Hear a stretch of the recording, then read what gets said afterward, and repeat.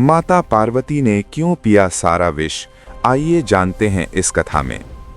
एक बार माता पार्वती एक शांत नदी के किनारे बैठी थीं। चारों ओर हरियाली थी और बहुत से जंगली पशु पक्षी नदी का जल पी रहे थे। उसी समय वहां एक दुष्ट शैतान आया। उसके हाथ में एक मटका था जिसमें घोर विष भरा हुआ था। वो पानी के बीच खड़ा होकर जोर जोर से हंसने लगा। माता पार्वती ने उसे देखा और क्रोध से बोली, अरे पापी, तू इस नदी में विष का मटका लेकर क्यों आया है?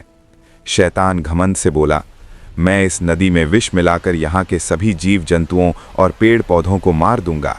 फिर इस स्थान पर मेरा ही राज्य होगा। देखता हूँ मुझे कौन रोकता है। इतना कहकर उसने भारी मटका उठाया और सारा विष नदी के बीचों बीच उड़ेल दिया। उसी समय महादेव नदी के भीतर ध्यान में बैठे हुए थे। उन्होंने देखा कि विष तेजी से जल में फैल रहा है। तुरंत ही उन्होंने एक मछली का रूप धारण किया और तीव्र गति से पानी के ऊपर आ गए। वे मछली के रूप में सभी पशु पक्षियों को जल पीने से रोकने लगे। इधर माता पार्वती अत्यंत क्रोधित हो उठीं। उन्होंने एक विषैले सांप का रूप धारण किया और जल में उतर गईं। वे पूरे वेग से उस विष की ओर बढ़ीं और अपने मुख से सारा विष पी गईं ताकि किसी जीव को हानि न हो।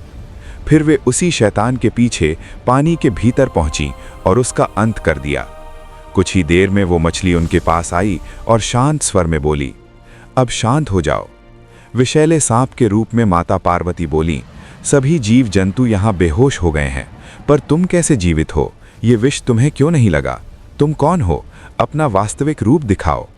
तभी महादेव ने अपना दिव्य रूप प्रकट किया।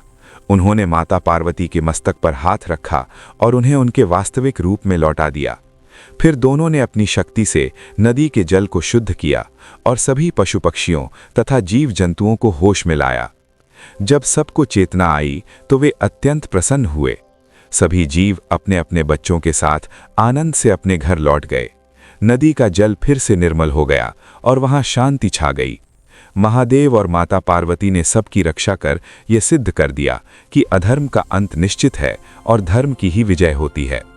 तभी महादेव बोलते हैं, जो कोई इस कथा को सुन रहे हैं उसने लाइक और सब्सक्राइब नहीं किया है